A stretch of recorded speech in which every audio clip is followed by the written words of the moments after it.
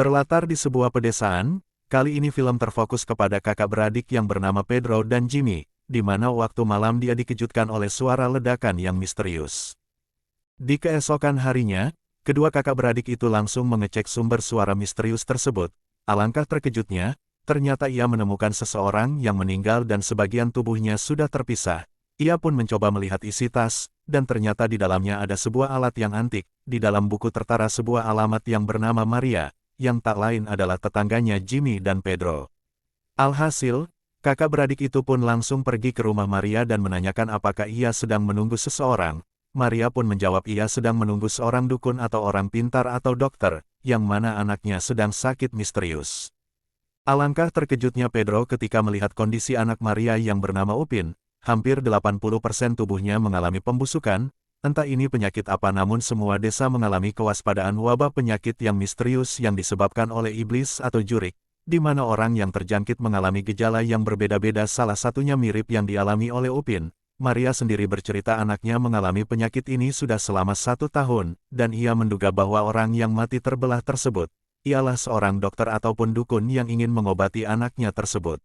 Pedro dan Jimmy pun langsung bergegas ke kantor polisi untuk komplain, mengapa ada warga yang mengalami kesusahan selama setahun namun dibiarkan begitu saja. Bapak-bapak yang terhormat ini pun menjawab bahwa masih banyak urusan yang lebih penting dan urgen daripada mengurusi hal-hal seperti itu. Tak mendapat respon dari aparat, Pedro dan Jimmy pun mendatangi orang paling kaya di desanya. Ia adalah Juragan Tommy, yang mempunyai lahan yang begitu luas, perkebunan hingga peternakan. Juragan Tommy yang merupakan orang yang percaya dengan tahayul pun ketakutan, langsung memarahi Pedro dan Jimmy kenapa baru lapor sekarang. Juragan Tommy pun mengajak Pedro dan Jimmy untuk menjenguk si Upin yang sedang sakit parah. Itu lo pusieron ellos.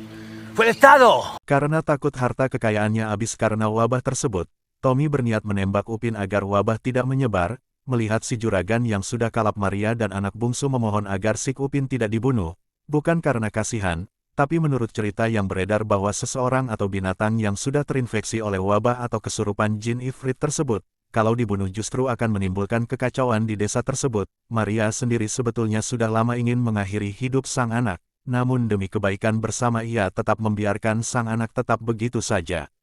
En nuestro cuerpo, se nos va a meter en nuestra alma. Dirasa perkataan Maria ada benarnya, si juragan pun mengurungkan niatnya, ia memilih menunggu di luar hingga pagi hari. Ketika Pedro dan Jimmy datang, ia pun meminta bantuan mengangkat si Upin agar dibawa ke tempat yang sejauh-jauhnya, agar menyelamatkan desa tercinta dari wabah iblis tersebut.